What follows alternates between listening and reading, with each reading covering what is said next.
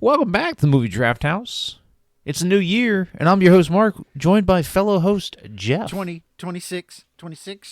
Yeah, that's right. It is 26. It's going to be a good year, man. It's going to be a good year filled with good movies and even better podcast episodes. How did the Black Eyed Peas put it? Let's get started. Get started in here. Yeah. Let's get started in here. That's what it should have been. Jeff, tell them what we're doing this year and what we watched this week. We're going back to the past. We're going back to our old ways of picking a theme a month as the Lord intended. And so to celebrate our return to this format, we're actually doing Train Month because Mark has found a movie. Oh, so I should also say we're taking turns picking the themes. So Mark would have no say over the next theme, although we kind of already know what we're going to do because of recent events. But that's fine. That's fine. So really it'll officially start in March. But so this month we are doing train movies because Mark watched a movie with a train in it. And he's like, choo-choo, all aboard. Let's watch this train movie. I want to make Jeff watch it. And that's why we're doing what we're doing. And so the movie that Mark has been that inspired this theme is called Train Dreams, and it is a Netflix film from 2025. It's PG-13, and it runs for an hour 42, which I will say when I pulled up the movie and I saw it, I was like, oh, yes, hell yeah. Because, you know, sometimes with your movies, they're like 2.5 hours, 4 hours, some crazy shit like that. But this... not too bad as far as length goes. It stars Joel Edgerton, Felicity Jones. Those are like your big players. William H. Macy has a pretty important role. And it is directed by Clint Bentley as well as written by him. And it's based on a novella, I think, by Greg Quardar and Dennis Johnson, I think. And I said it was directed by them. Yeah, that's good. Okay, I've covered it. And yeah. So, Mark. Yes. Why Train Dreams? All right. So, as if you're a listener for any length of time, you know that I'm a big film awards guy. You know, and I tend to pay attention year round to what's gonna be in the what movies are going to be players for awards come into the film season. And this one kind of snuck up on me, Train Dreams, but I think it debuted at maybe Sundance or one of the film festivals. It looks like it had a brief run in cinemas. Yeah. Limited cinemas. Yeah, I mean, it has to, in order to be up for awards, it has to have some theatrical Does it really? Run. Okay. Yeah. So you can't just dump some shit on Netflix. So no. K-pop Demon Hunters, although they did later put it in cinemas. Yeah. So that was Netflix when Netflix knew that K-pop Demon Hunters was going to be the sensation, and probably knew that it was going to be around for an animated Oscar. Oh yeah.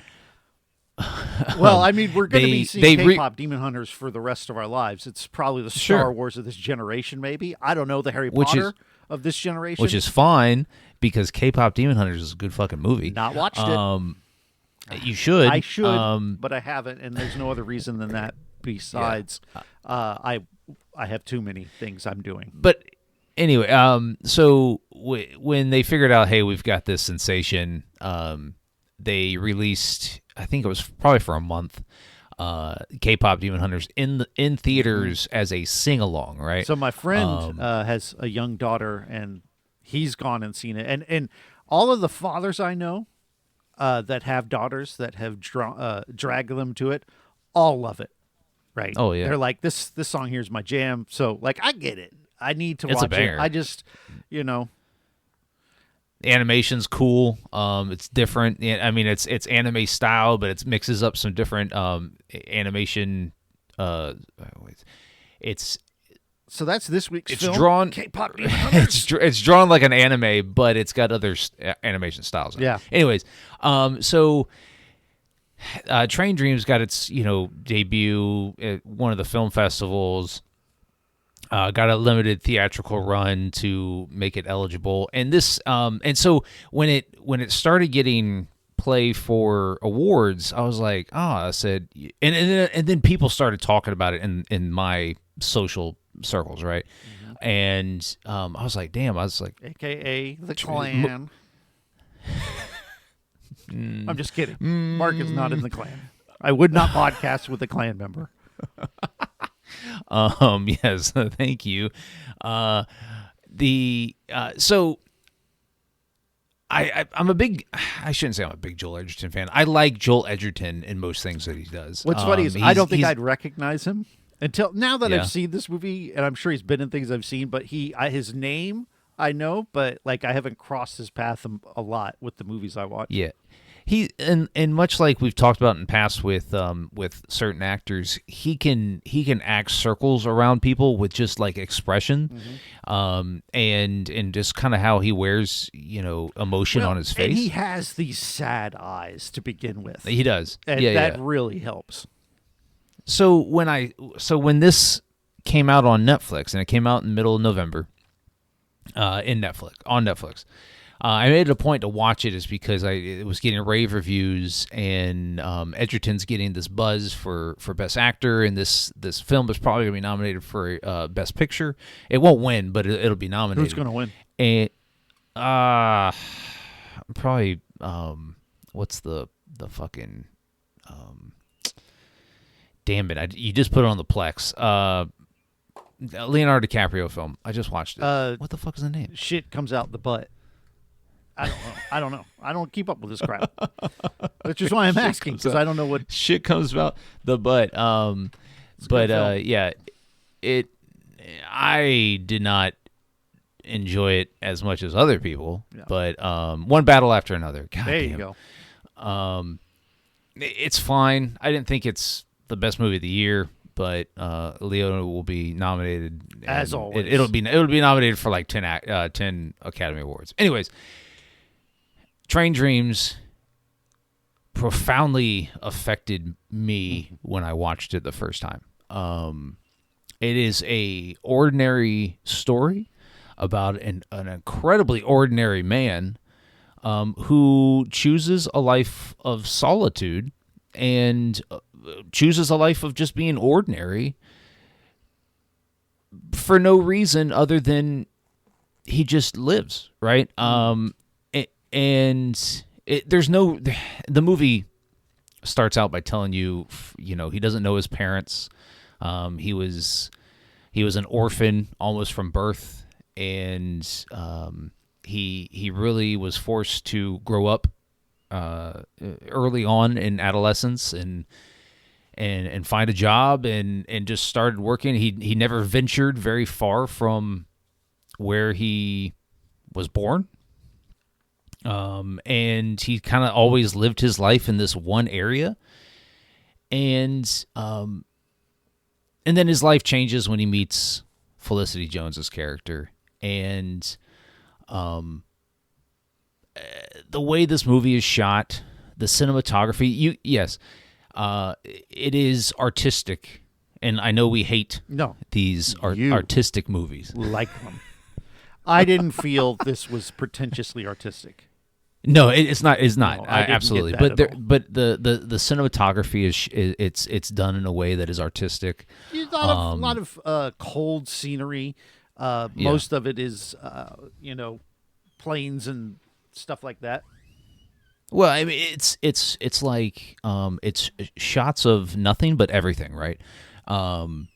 Shots of people just sitting, people laying, people standing, ordinary things. This movie is it's a story about just ordinary. It's a story about life, and we just happen to be in an hour and 45 minutes of this person's life, and in an hour and 45 minutes, we get his entire life, and we get the anguish and the sorrow and kind of the exuberance. Shit doesn't go well for this guy much at all at any point.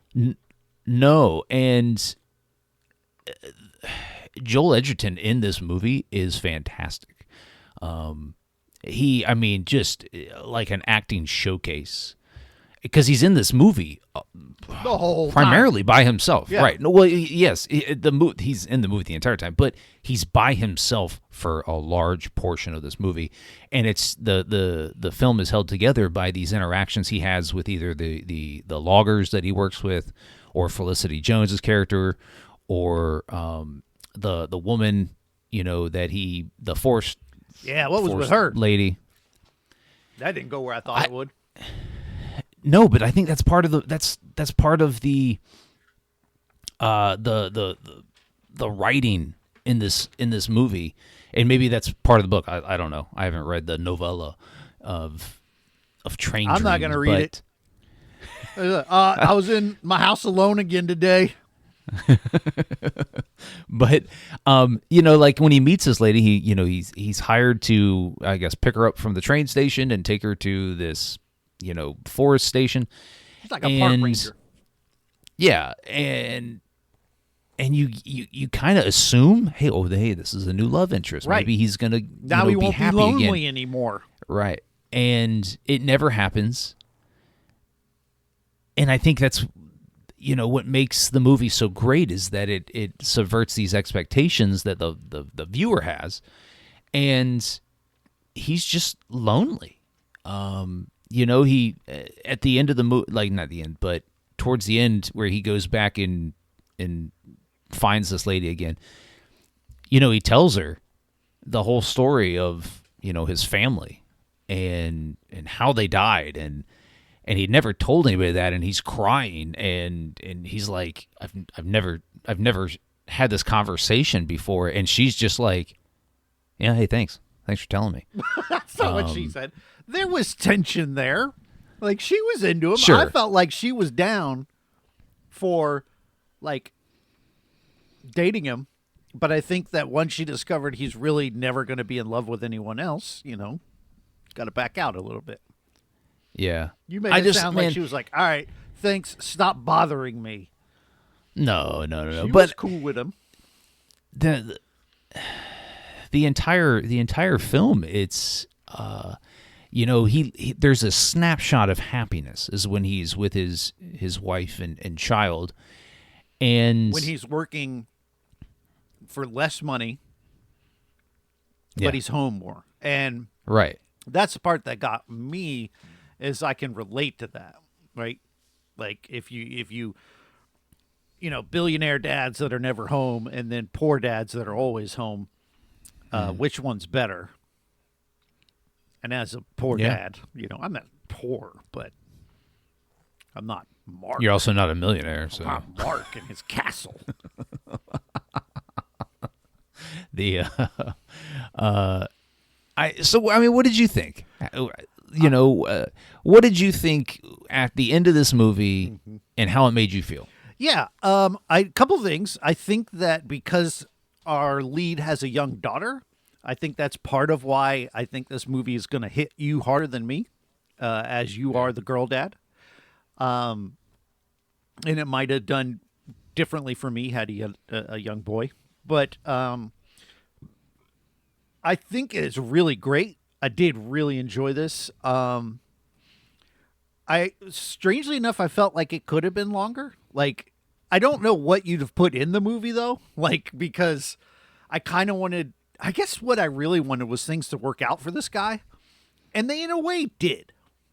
In a way, because I think what the movie's, there's a lot of themes in this, but I think the overall message of the movie is, life's going to throw shit your way, and you can still find peace in his case, like acceptance.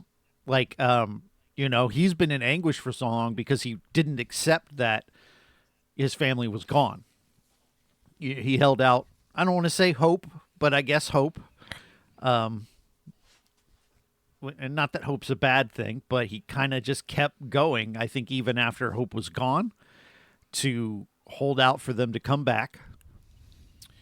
And at the end of the movie, when he's taking the flight and he's kind of like, he finally feels connected with everything, was a person who realizes that, hey, their life was lived.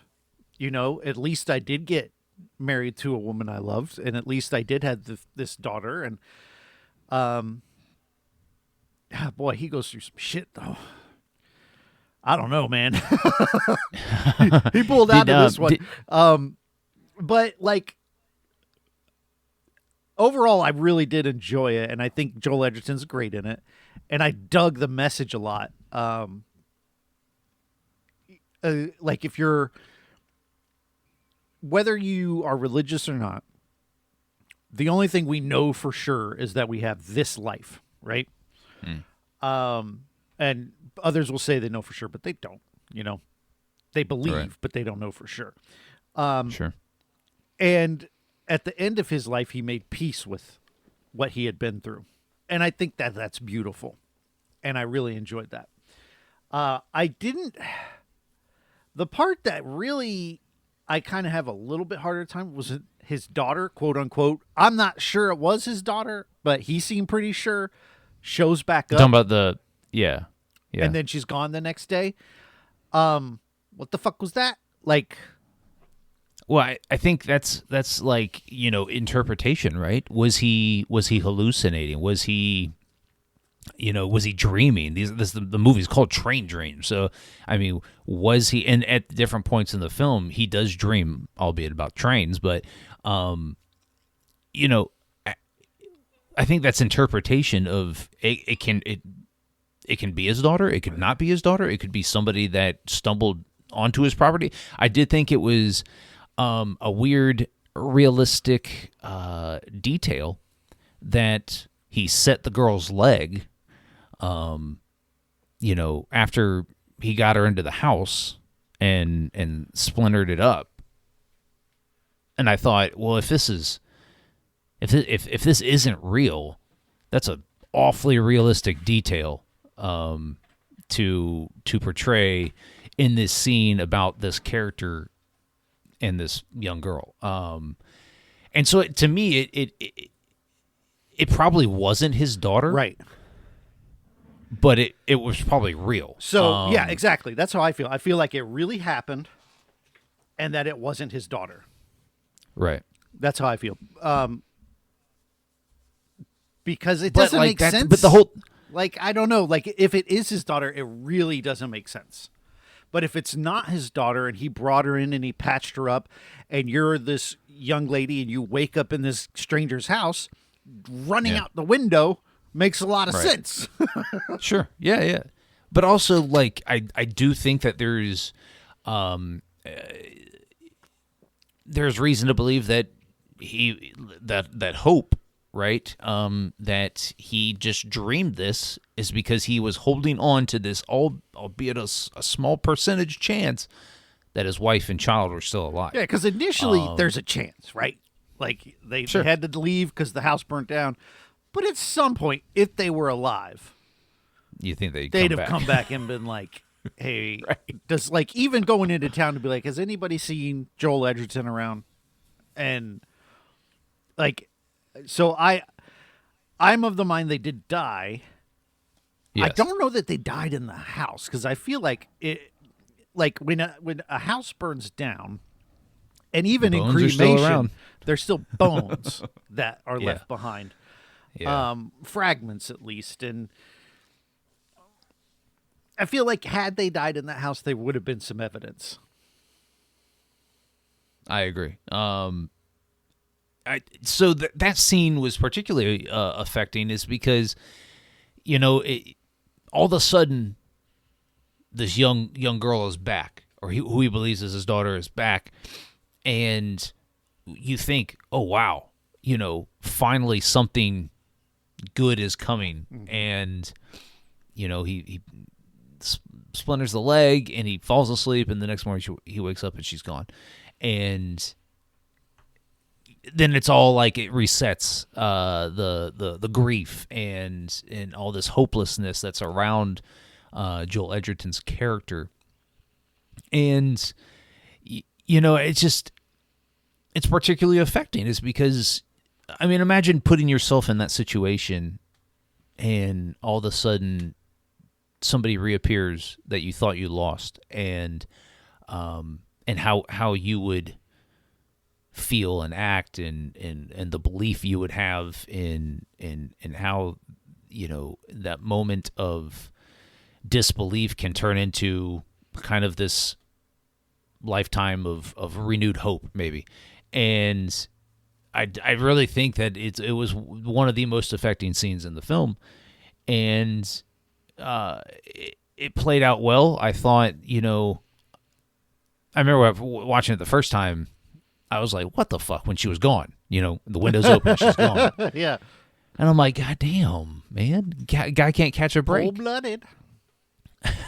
But I really, I love the scenes with him and the logging company, is because he gets attached to these individual characters along the way, but it's never for a real long period of time. The Oriental guy. Well, no, that guy's all right. No, Go ahead. yeah, he died. Yeah, because you said but he gets like attached to him, but well, he friendship at least. I'm not sure. I think he knows him. Well, He's acquainted. This is how I interpret it. yeah. Well, and there's a moment when that guy gets drug away that Joel Edgerton's like, "What did he do?" And they're like, "I don't know," but like, and so Joel Edgerton's like, "Okay, let me grab his legs." Right. And he's like, I'll help you do whatever it is we're about to do. Right. I think that's the simplistic mind of this character. Well, Is that's that what drives, because one of the things is that he believes that he had a part in this guy getting killed. Yeah, and he's guilty, And right? that he's He feels guilty, guilty and he about has it. a lot of grief and shame about it. Yeah. Yeah. And so that colors a lot of his life. And he's worried about, because he's actually pretty happy with his wife and his child, and he's got this dream cabin in the woods. Only thing that sucks is he has to keep going to work for months at a time and not see his daughter grow up. And so for him, he's been kind of waiting for the other shoe to drop because he feels he's this bad person because of what happened to this other guy. Yeah. I like those scenes were particularly affecting is because there's no dialogue between these two characters really. But they share, some screen. You see them working together, And then sitting the around a ghost shows up. campfire. Yeah. In front of the fire. He's Yeah. like, why are you doing this to me? But all right. So, what are your thoughts on William H. Macy's character? Oh, he's awesome. William H. Macy's usually awesome, but he's particularly great because while I love William H. Macy, I do feel like he's someone who plays very much a similar character through most of his films. Sure. He has a couple things, like he'll be Gee Golly Gee Whiz guy, like he's in Pleasantville or Fargo. Then he was in the Psycho remake, and he's a little more kind of uptight, but I never felt like he had a ton of range. But this feels like a character to me that he's doing. And it's, to me, probably the best William H. Macy I've seen.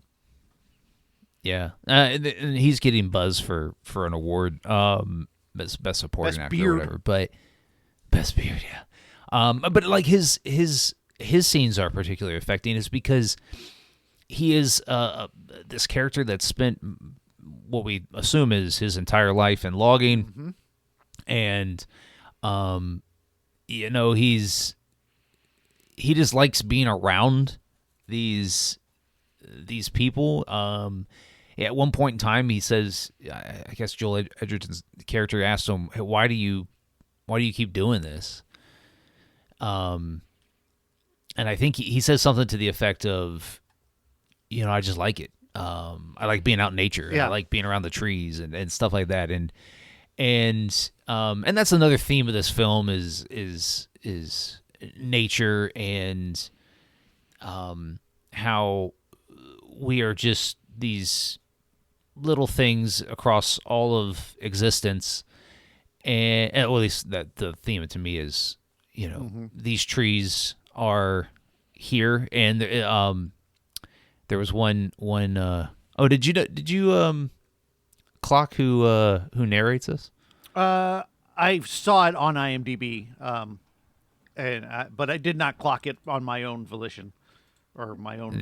I didn't either, but once I saw who it was, I was like, oh yeah, Yeah, sounds John his Cena. voice sounds familiar. Oh wait, no, What's his name?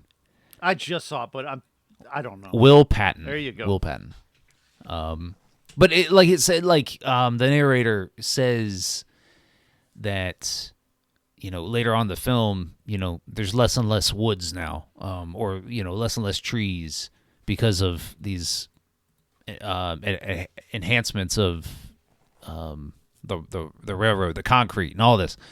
And so, and the movie makes a point to say and celebrate the fact that early on, I guess when they get done building this railroad, whoever the old guy was, maybe it was the mayor of the town or whatever, he's like, "What, it used to take 8 miles to get to this point, now only takes 10 minutes or some shit." Yeah, and it's a celebration of, hey, now we can get from point A to point B quicker, but at the expense of these trees. And the film shows a shit ton of tree footage. thrilling tree footage. Roll that beautiful tree footage. But there, I mean, it's exquisitely shot. I like this, just the tree early on when the camera's like affixed to the tree. Yeah, and the tree falls down. That's a that good was scene. Cool. Yeah, yeah. And then the boots, nailed to the Growing tree into the tree. The tree's growing Yeah. around the boots, and you Yeah. don't know what that means until later. And pretty cool. Yeah, and no, so like one of the themes is that hey, this place we call home, we have to take care of it. We have to love what is nature, and William H. Macy's character just kind of embodies that theme, I think, and he's kind of he's portrayed as kind of an idiot at first. Where he can't, he's brought in to be the because the bomb doesn't go off. TNT guy or whatever, but he can't do it, and then he finally does it, and everyone's like, yeah, fucking finally. But I really loved his character, even though he got like maybe 15 minutes of screen time. Yeah, not much, and his death is kind of brutal, in not brutal way, if that makes sense. Like, you think that he's just going to get bludgeoned by this tree, and he gets hit, but it doesn't kill him right away. He basically gets Billy Mays, where, well, not quite. Billy Mays died pretty quickly, but the head injury, I guess nobody looks at it, and so it just probably has some sort of internal bleeding, and he just starts losing his memory, and he dies. It's like they didn't have MRIs at the time. They didn't do shit. He's breathing. They didn't have CAT scans. Good enough. And they even mentioned that, like, one of the things this movie does is because there's a long passage of time, like 70-some years or something. Maybe not that many, maybe 50.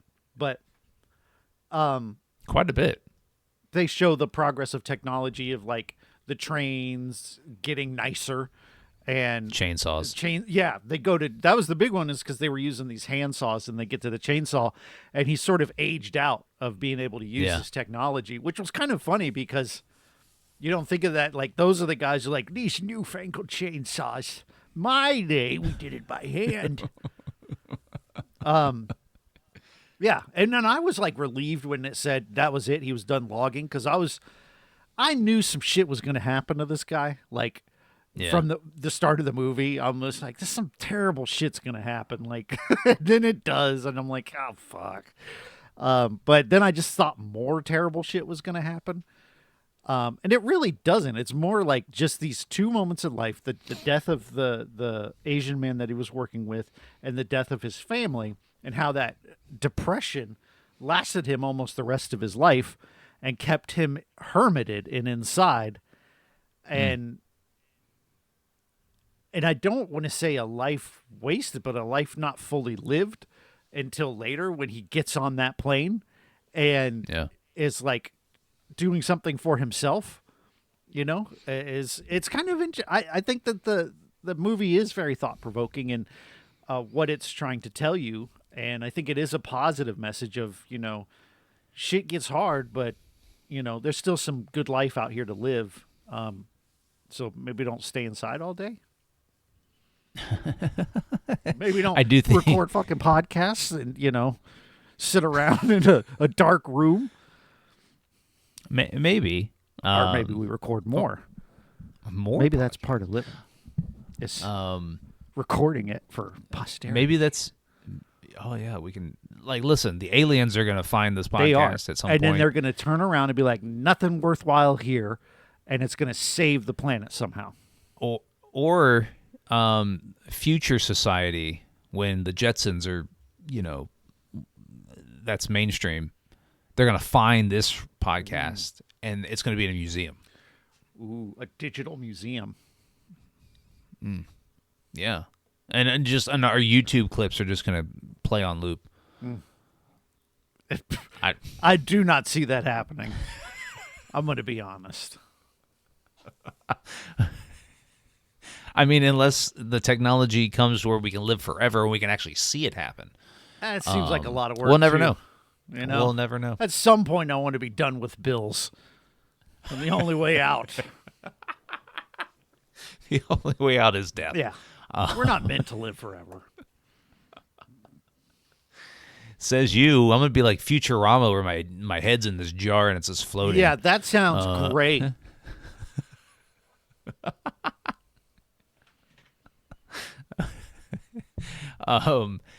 Yeah. So, I really love the scene, the plane scene. And did you notice that it was only $4 to take this plane ride? What a deal! Like, granted, he made what, $4 a day or some shit, like early on in the movie. And then, I mean, I'd take a plane ride for $4. Oh, no doubt. Hell yeah. But would you take a plane ride for a day's pay? Yeah, maybe. I mean, we do it all the time. Like, I've paid more than a day's pay for a fucking plane ride, but I had somewhere to be. Right. It wasn't just you doing loops. But it was loops also in the like, sky. In that day, getting a plane ride was probably a lot rarer, like. Yeah. And also, being on those smaller planes, it's kind of way more fun. It's kind of like how, we have cars, right? And cars, we drive cars, we're bored with cars. Cars. But then you get in a fucking go-kart, and that shit is fun as hell. And I think that's what the smaller planes are. Yeah. I mean, anytime you can do a loop in a plane. Yeah. I mean, you're not doing a loop. Anytime you do a loop in a jumbo jet, you're fucking crashing, so... That's true. Not that I've done it. Flight Simulator will allow you to do it, but And it'll also show you crashing. Well, I didn't crash. Because those fucking jumbo jets are not meant built to go in loops. Yeah. Well, there's that one movie. Pull up. Wasn't there a movie where a guy landed the plane upside down because he had to or some shit? That's real life. The Miracle on the Hudson. Well, not that. What's that movie called? That wasn't upside down. I know it wasn't upside down. But anytime you can have Tom Hanks land your plane. Oh, I'll have Tom Hanks do everything. He did my colonoscopy. Not because he had to, because he wanted to. The right guy for the job. Have you scheduled yours yet? No, man. Are you 45 yet? You're not 45 yet. No, not 45 yet, man. Stop aging me. I already feel 40. You look 50. Which is what I... the fuck out of here. Yeah. I'm just looking out for your health, man. I appreciate you. I need you to get your butt checked out. Make sure you're around a lot longer. My wife does it all the time. Lucky man. That's all I got to say to that. Lucky man. Got himself a good woman.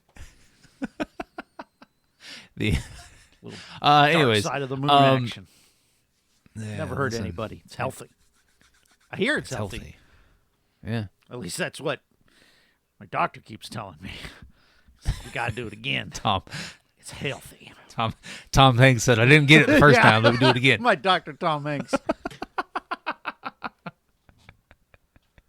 Anyways. Fishing around back there, Tom. God. Tom, you wear gloves? Nope. Anyway, hey, do you recommend this one? Yeah, I mean, yeah, it's really good. It's a really good movie. Is it? Yeah. Like, because I was half expecting this to kind of be like, oh, shit, this is going to be tough to beat. Kind of like RRR was, or Jojo Rabbit when we watched them. And it's a good movie. I don't know that it's legendary for me yet, Yeah, no, for sure. It's one of the best movies I've seen in the past year. And that's including a and- year where you saw Silence of the Hams. So that's saying something. That is a year that included a lot of things. But yeah, I recommend it too. The one small gripe, and I get why. Oh, I don't get why, but I understand the motivation behind why it was shot in the frame that it was. Oh, yeah, that's right. It was 4:3. Yeah. I don't understand, and it has nothing to do other than an artistic expression, right? That's what, When you got these, landscapes. Oh, I know. And it's like, why Man, not? widescreen that shit. Yeah, and widescreen it. And they did the same shit in The Whale, another movie that we both love, but that was 4:3. Now, in The Whale, I can maybe get it because this guy's a hermit, and here we go. It's kind of making some sense. But he's a hermit, and he's closed in, and he's by himself a lot, and that's happening in this movie. So you know what? I get it. Well done. You pulled an Aronofsky. Well, I also think that it was shot that way because of the time that it's set in, right?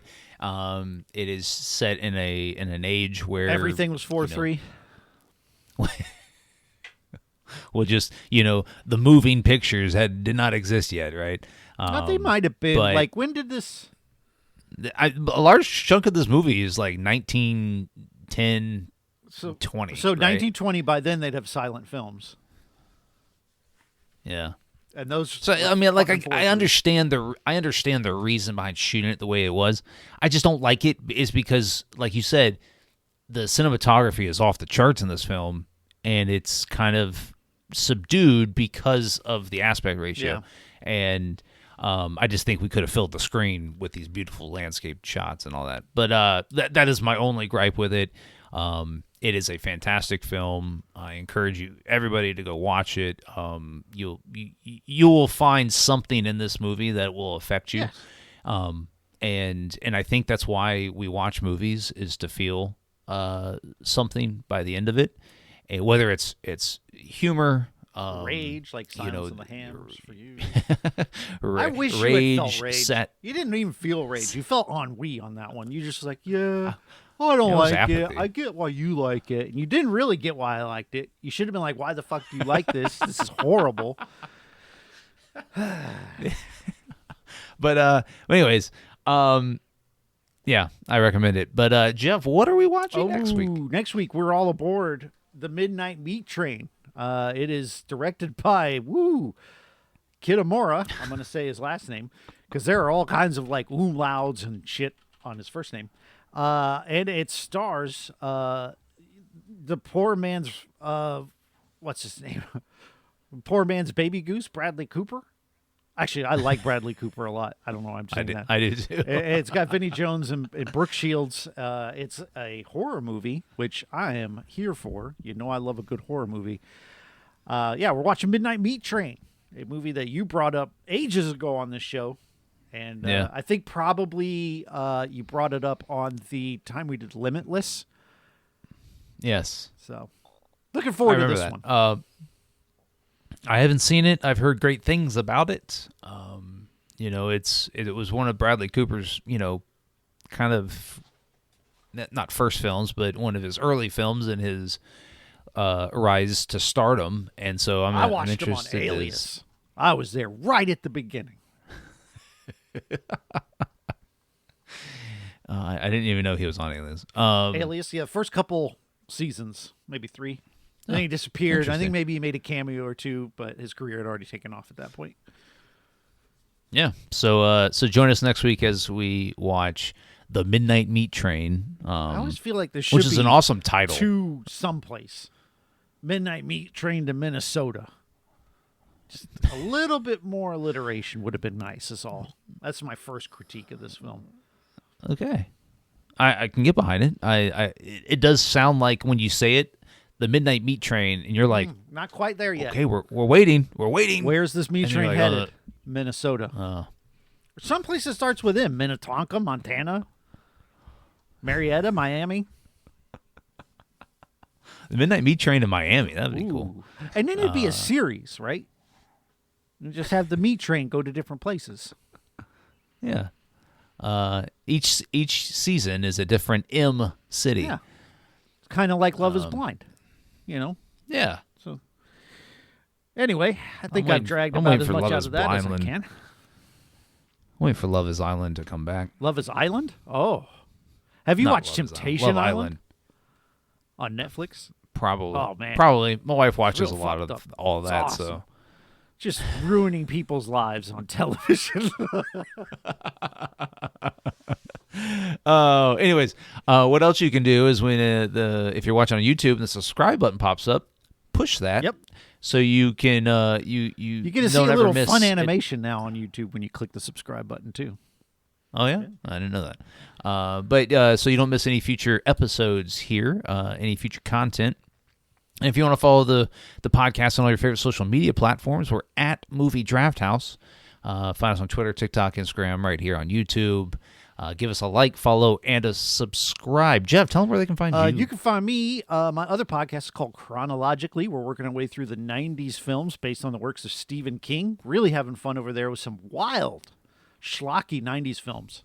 So be sure to check that out. I think the next episode, actually, will probably, the one that had just come out, I think should be on The Stand. That was Gary Sinise. It was a miniseries on TV. Huh. Should have come out maybe a week and a half ago. You know, I just finished Welcome to Derry. I've heard good things. It's the first couple episodes starts a little slow. You got to stick with it. But by like episode 4, man, like shit is off the rails. I've been told I need to get into it, and I probably should. But like what it does, and you would, this is right up your alley, is because you're watching all this Stephen King shit. Is it ties all Stephen King, like, well, and Stephen King Stephen does King that in universe. his own books. Right, Yeah. but it ties it all together, right?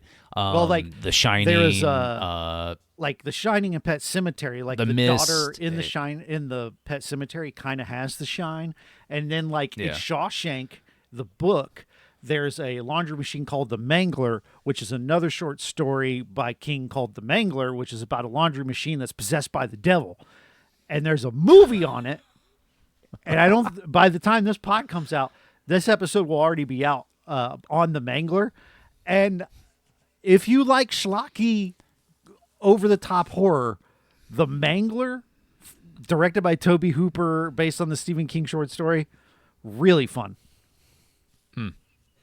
Interesting. That's my recommendation. But yeah, get the Welcome to Derry. It's great horror. It's great storytelling. It's got really good performances by the kids. So, anyways, I finished that. Really good. But Jeff, any final words? Iggy Boo.